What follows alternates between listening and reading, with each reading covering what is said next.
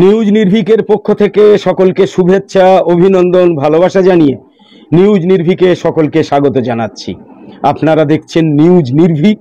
আর আজ কম বেশি সন্ধে 7টায় জাতীয় বিষয় নিয়ে দেখুন 14ই মে 2024 মঙ্গলবার দৈনিক বর্তমান পত্রিকায় প্রকাশিত শান্তনু দত্তগুপ্তের লেখা বিশেষ নিবন্ধ এক বছরের প্রধানমন্ত্রী। এই বিশেষ নিবন্ধ অবলম্বনে আমাদের বিশেষ প্রতিবেদন, যার শিরোনাম হচ্ছে জিতলে মোদি আর মাত্র এক বছরের প্রধানমন্ত্রী। চলুন বিস্তারিত দেখে নেওয়া যাক। শান্তনু দত্তগুপ্ত লিখেছেন, পাওয়ার সেন্টার হতে পারে বিশেষ কোনো ব্যক্তি বা বিশেষ একটা কোর গ্রুপ, কোম্পানি চালাতে পার্টি, রাজ্য কিংবা দেশ। পাওয়ার সেন্টারকে কিছুতেই কিন্তু অস্বীকার করা যায় না, গণতন্ত্রেও যায় না। কারণ গণতান্ত্রিক সিস্টেমকে ঠিকমতো প্রয়োগ করার জন্যেও একজন ব্যান্ড মাস্টার প্রয়োজন। তার হাতেই ছড়িটা থাকবে, তিনি সেটা যেভাবে ঘোরাবেন সেই মতো বাজবে, ভায়োলিন, গিটার বা স্যাক্সফোন। ফারাকটা হলো কোনো পাওয়ার সেন্টার শুধুই কাঠামোটাকে ধরে রাখার জন্য তৈরি হয়, আর কোনোটা বা তৈরি হয় সিস্টেমকে দুমড়ে মুচড়ে নিজের মতো করে ব্যবহারের জন্য। নরেন্দ্র মোদী গত 20 বছরে যে পাওয়ার সেন্টারটা তৈরি করেছেন তা দ্বিতীয় শ্রেণীর মধ্যেই পড়ে। 2002 সালে গুজরাটের মুখ্যমন্ত্রী হিসাবে দায়িত্ব নেওয়ার সময় থেকেই তিনি জানতেন তাঁর চেয়ারটাকে ঘিরে একটা অভেদ্য বলয় তৈরি করতে হবে। গুজরাট বিজেপি তখন দুভাগে ভেঙে গিয়েছে, একটা অংশ কেশুভাই প্যাটেলের আর একটা তাঁর বিরোধী। নরেন্দ্র মোদী চেয়েছিলেন এই দুটো লবিকেই নিজের হাতের তালুর নিচে রাখতে। সেটা করার জন্য ক্ষুরোধার একটা মস্তিষ্ক প্রয়োজন ছিল। 8-এর দশকে আমেদাবাদেই সংঘের কর্মসূচিতে যে ছেলেটার সঙ্গে আলাপ হয়েছিল, মোদী জানতেন তখনকার সেই কলেজ ছাত্রটাই হতে পারে ব্রহ্মাস্ত্র অমিত শাহ। রাজ্য আর তারপর দেশ, কেউ যদি মনে করে এই রাজত্বে নরেন্দ্র মোদীর কোনো অংশীদার নেই, তাহলে সে এখন মূর্খের সঙ্গে বাস করছে। মোদিজি চিরকালই এই পাওয়ার সেন্টারের মুখ হয়ে থেকেছেন, আর প্লেব্যাক সিঙ্গারের মতো নেপথ্যে কণ্ঠ দিয়ে গিয়েছেন অমিত শাহ। মুখ্যমন্ত্রী হয়েই অমিত শাহকে মন্ত্রিসভায় নিয়ে এসেছিলেন নরেন্দ্র মোদী। কি কি দপ্তর দেওয়া হয়েছিল তাকে জানেন? স্বরাষ্ট্র, আইন, কারা, সীমান্ত সুরক্ষা, সিভিল ডিফেন্স, শুল্ক, পরিবহন, হোমগার্ড, গ্রাম রক্ষক দল, পরিষদীয় দপ্তর। ইঙ্গিতটা পরিষ্কার ছিল, পাওয়ার সেন্টার দুজনে মিলেই চালাবেন, শুধু অমিত শাহ প্রচারের মুখ হবেন না। ইঙ্গিতপূর্ণ কথাটা বছর 10 আগে বলেছিলেন গুজরাটের প্রাক্তন মুখ্যমন্ত্রী শঙ্কর সিং বাঘেলা। শাহ একমাত্র ব্যক্তি যার উপর মোদী ভরসা করেছিলেন, আর তাঁরা দুজনই একসঙ্গে ধারণ করেছেন ক্ষমতার পাত্র, কিন্তু দল হিসাবে নয়, ব্যক্তিতন্ত্রে। কারণ গুজরাটে বিজেপিকে সাংগঠনিক এবং আদর্শগত দিক থেকে ধ্বংস করে দিয়েছেন তারা। প্রথমে গুজরাট, আর এখন গোটা দেশ। মঞ্চ বদলেছে, বদলায়নি পদ্ধতি, বদলায়নি পাওয়ার সেন্টার। এই মুহূর্তে নরেন্দ্র মোদীর বয়স 73 বছর, আর অমিত শাহের বয়স হচ্ছে 59। মোদী জনতা পার্টির এই দুই কাণ্ডারি কোনো কালেই দলের নিয়ম কানুনকে খুব একটা গুরুত্ব দেন না। লোক সমক্ষে দেখান তারা সবটাই মেনে চলছেন, কিন্তু দিনের শেষে দেখা যায় সবটাই তাদের প্রয়োজন মতো আকার নিয়ে ফেলেছে। এবার খানিক মুশকিলে পড়েছে তারা, কারণ সামনে এসে গিয়েছে এবার বিজেপির সংবিধান। কি বলা হয়েছে সেই সংবিধানে? কি আছে সেই বিজেপির সংবিধানে? 75 বছর বয়স হয়ে গেলে আর কোনো দায়িত্বের পদে থাকা যাবে না, এমনটাই বলা আছে সেই সংবিধানে। নরেন্দ্র মোদী আগামী 17ই সেপ্টেম্বর 74 পূর্ণ করবেন, অর্থাৎ 75-এ পা। আর 75 পূর্ণ হওয়ার জন্য অপেক্ষা করলেও আগামী বছরের সেপ্টেম্বর। তারপর কি? এই প্রশ্নটা বাজারে কয়েক মাস যাবৎ আকাশে ঘোরাফেরা করলেও ভোটের ময়দানে এনে ফেলেছেন একেবারে অরবিন্দ কেজরিওয়াল। জেল থেকে ছাড়া পেয়েছেন, পরের দিন হনুমান মন্দিরে প্রণাম করেছেন, আর বেরিয়ে দেখেছেন গোটা দিল্লি স্তব্ধ হয়ে গিয়েছে। কারণ ওই স্পট থেকেই শুরু হচ্ছে অরবিন্দ কেজরিওয়ালের রোড শো। গলায় উত্তরীয় ঝোলানো আয়োজিত রোড শো নয়, আয়োজিত ভিড় নয়, মানুষ স্বতঃস্ফূর্তভাবে এসেছেন তার প্রচারে যোগ দিতে। আর সেই প্রচার মঞ্চ থেকে কেজরিওয়াল তোপ দেখেছেন, আপনারা আসলে নরেন্দ্র মোদীকে কিন্তু ভোট দিচ্ছেন না, আপনাদের সমর্থন যাচ্ছে অমিত শাহের দিকে। 1 বছর নরেন্দ্র মোদী প্রধানমন্ত্রী থাকবেন, বাকি 4 বছর অমিত শাহ।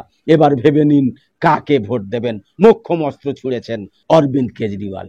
মানুষের মনে নাড়া দেওয়ার মতো সমীকরণ বটে। কেজরিওয়াল শিক্ষিত বুদ্ধিমান রাজনীতিক। কোমরের নিচে ঠিক কোন জায়গায় মারলে ব্যথাটা মোক্ষম হবে সেটা ভীষণভাবে জানেন অরবিন্দ কেজরিওয়াল, আর সেটাই করেছেন। তিনি জানেন মোদি হাওয়া যতটুকু আছে সেটাই বিজেপির সম্বল, এছাড়া বিজেপির আর অন্য কিছু নেই। গোটা দেশে মোদির গ্যারান্টির ভ্যারান্ডা ভেজে ভোট ভিক্ষা চলছে। উন্নয়নের দিশা না পেয়ে ধর্মের সেফ হাউসে ঢুকে পড়েছেন গেরুয়া কর্তারা। তাই মোদিকে দেখে ভোট, এই মিথটা ভাঙতে পারলে সত্যি বিজেপি 200-র নিচে নেমে আসবে। সেটাই করেছেন অরবিন্দ কেজরিওয়াল। আর ঢিলটা যে সঠিক চাকে লেগেছে তার প্রমাণ বিজেপির ত্রাহি ত্রাহি রব। কয়েক ঘন্টার মধ্যেই স্বয়ং অমিত শাহকে আসরে নামতে হয়েছে। তিনি সাফাই দিয়েছেন ওসব ভুল কথা, মোদিজি আমাদের নেতা। তাহলে কি জিতে এলে 5 বছর তিনিই প্রধানমন্ত্রী থাকবেন? এই গ্যারান্টিও কিন্তু কেউ দিতে পারছে না, কারণ সংবিধানে তো, বিজেপির সংবিধানে এমন কথা নেই। আর এখানেই মুচকি হাসছেন অরবিন্দ কেজরিওয়াল। ভোট পর্বের মাঝে তাকে ঘাড় ধরে জেলে ঢোকানোর পাল্টা দিতে ময়দানে নেমেছেন তিনি। তার বিরুদ্ধে যেমন প্রমাণ না হওয়া দুর্নীতির অভিযোগ রয়েছে, ঠিক তেমনই আছে পরিষেবা। মানুষের জন্য করেছেন এমন 5টা কাজ তিনি অবলীলায় বলতে পারেন। বিদ্যুৎ বিলে ছাড়, পানীয় জল, দূষণ নিয়ন্ত্রণে জোড় বিজোড় নীতি, মমতা বন্দ্যোপাধ্যায়ের অনুকরণে লক্ষ্মীর ভান্ডার, আরো অনেক কিছু। কেজরিওয়াল বলেই থাকেন বাকি বহু দপ্তর আমার হাতে নেই, কেন্দ্রের অধীনে, আমার হাতে থাকলে ওখানেও আমি করে দেখাতে পারতাম। মানে চ্যালেঞ্জটা পরিষ্কার, লড়তে এসো পরিষেবায়, ভোট ওই অঙ্কেই হোক, দেখি কিভাবে সামাল দিতে পারো। সামলানো যে কঠিন সেটা বিজেপিও জানে, কিন্তু তা বলে ভোটের মাঝে দিল্লির মুখ্যমন্ত্রীকে গ্রেপ্তার? শুধু তো তিনি নন, হেমন্ত সোরেনও। বিরোধীদের ঝেঁটিয়ে খাঁচায় পড়ার ট্রেনটা যেভাবে শুরু হয়েছিল তা কেজরিওয়ালে এসে থামতে পারে, এটা সম্ভবত ভয়ানক মোদি ভক্তরাও ভাবতে পারেননি। কিন্তু এখানে আরো যে গুরুতর প্রশ্নটা সামনে আসছে তা হলো বুদ্ধিটা কার? অমিত শাহ কি জানতেন না বিরোধী দলের শীর্ষ নেতাদের জেলবন্দি করার সিদ্ধান্ত বুমেরাং হতে পারে? এটা তো হতে পারে না যে অমিত শাহ সব জানতেন না। 1.5 বছর ধরে কেজরিওয়ালের বিরুদ্ধে মামলা চলছে, তাহলে এতদিন পরে হঠাৎ একেবারে ঠিক ভোটের সময়ে, ভোটের মাঝখানে গ্রেপ্তার কেন? ভোট চলাকালীন গ্রেপ্তার কেন? বিরোধীদের কণ্ঠরোধ করাটা নিশ্চিতভাবে বিজেপির ড্যামেজ করেছে। আর অমিত শাহকে এতটা অবিবেচক মনেও হয় না যে তিনি ভোটের মাঝে এতটুকু ঝুঁকি নেবেন। তাহলে নেপথ্যে কে? এই প্রশ্ন কিন্তু উঠছে। তাহলে নেপথ্যে কি স্বয়ং মোদি, নাকি ড্যামেজ করার মনোবাসনা নিয়ে পাওয়ার সেন্টারের মধ্যেই কেউ এসে বসে আছেন? মোদ্দা কথাটা হলো এজেন্সির অতি সক্রিয়তা, বিরোধীদের কণ্ঠরোধ, আমজনতাকে ভিতরে ভিতরে খেপিয়ে তোলার মধ্যে দিয়ে ড্যামেজটা কোনো দল বা সংগঠনের হচ্ছে না, ধাক্কা খাচ্ছেন কিন্তু একজনই, তার নাম নরেন্দ্র মোদী। বিজেপি যদি 24-এর মহারণ উতরে যায় তাহলে সম্পূর্ণ কৃতিত্ব যেমন তার, ধরাশায়ী হলেও, বিজেপি ধরাশায়ী হলেও তার দায় সম্পূর্ণ অন্য কারু হবে না, অমিত শাহেরও নয়। দায় বর্তাবে সম্পূর্ণ নরেন্দ্র মোদীর উপর। বিজেপি ক্ষমতায় আসতে না পারলে হার হবে নরেন্দ্র মোদীর, আর জিতলে বছর দেড়েক পর প্রধানমন্ত্রীর চেয়ারটা অপেক্ষায় থাকবে অমিত শাহের। সমীকরণ পরিষ্কার, নরেন্দ্র মোদী নিজেও সেটা জানেন, তাই আজ তিনি মরিয়া। 370 মহিলা সংরক্ষণ, G20 সম্মেলন, কোনোটাই আর তার ভাষণে নেই। আছে শুধু ধর্ম, SC ST আর মেরুকরণ। মহাজোট ক্ষমতায় এলে সবার থেকে সংরক্ষণ কেড়ে নাকি মুসলিমদের দিয়ে দেবে। এটাও কি হতে পারে? দেশে সংবিধান নেই, সুপ্রিম কোর্ট নেই, নাকি সংসদ নেই?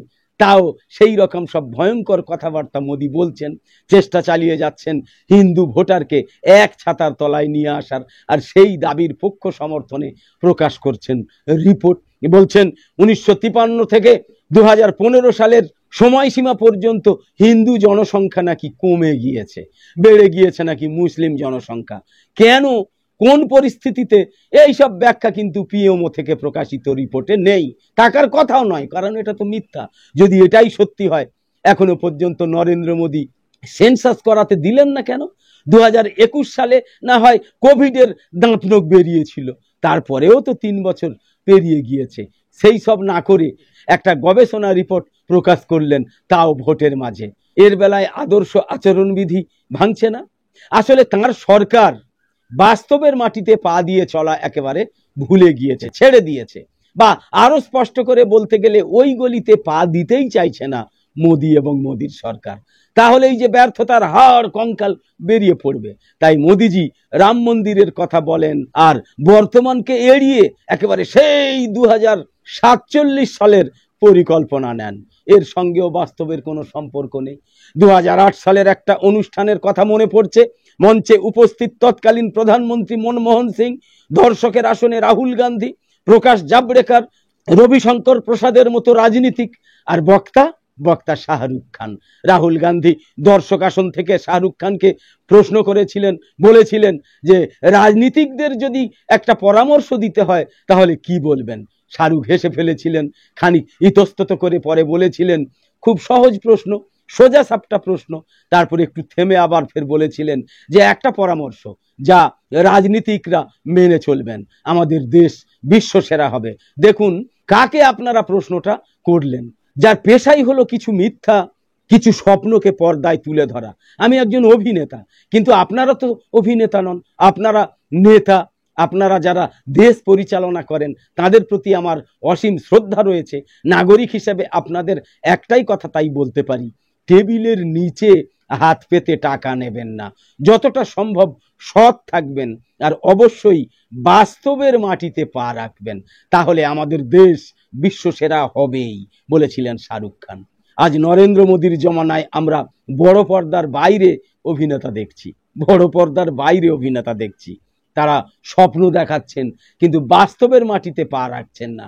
আর সেই শাহরুখ খান বড় পর্দায় জনগণের উদ্দেশ্যে বলছেন কিনা, একটা পেন কিনতে গেলেও 5 বার কাগজে ঘষে ঘষে লেখেন ঠিকমতো কালি ঠিকমতো পড়ছে কিনা। চাল ডাল আটা তেল কেনার সময় কত প্রশ্ন করেন আপনারা, শুধু নিজের দেশের সরকার নিয়ে একটা প্রশ্ন করেন না কেন? 5 ঘন্টা চলে এমন মশার কয়াল নিয়ে এক গাদা প্রশ্ন করেন, কিন্তু 5 বছর যে সরকার ক্ষমতায় বসে থাকে তাদের নিয়ে প্রশ্ন করেন না। ভোট দেওয়ার আগে প্রশ্ন করুন, কি করেছো দেশের জন্য, কি করেছো আগামী প্রজন্মের জন্য, আমার জন্য কি করেছো, আগে উত্তর দাও, তারপর ভোট। এগুলো কিন্তু হয় না। এই প্রশ্নগুলো কি 10 বছর রাজত্ব করা শাসককে করা যায় না? আলবত করা যায়, এটা আমাদের অধিকার। গত কয়েক দশকে সবচেয়ে বেশি কর্মসংস্থান হয়েছিল বাজপেয়ী জমানায়, 60 লক্ষ। পরিকাঠামো উন্নয়ন হয়েছিল চোখে পড়ার মতো, রাস্তাঘাট, সামাজিক প্রকল্প। তারপরেও কিন্তু ধসে গিয়েছিল সেই বাজপেয়ী সরকার, শেষ হয়ে গিয়েছিল বাজপেয়ী সরকার। আগের ভোটের তুলনায় মাত্র 2% ভোট কম পড়েছিল, 2% ভোট কম পড়েছিল বলে সেটাই বদলে দিয়েছিল রাজনীতির সমীকরণ। কেন জানেন? কেন না, মধ্যবিত্ত কিছুই পায়নি ওই জমানায়। চাকরি হয়েছে কিন্তু মূল্যবৃদ্ধি কমেনি, আয়করের স্ল্যাবেও মেলেনি ছাড়, প্রতিদিন ধুঁকতে হয়েছে আমজনতাকে। তার ফল ভোটে পড়েছে। এবার কিন্তু 4 দফাতেই প্রায় 5 থেকে 6% করে ভোট কম পড়েছে। ইস্যুও ফিরে এসেছে, মূল্যবৃদ্ধি, আয়কর বঞ্চিত মধ্যবিত্ত, আর সঙ্গে জুড়েছে বেকারত্ব। মোদি হাওয়া থাকলেও সেটা ভোট পর্যন্ত পৌঁছবে তো? কোটি টাকার প্রশ্ন কিন্তু এটাই।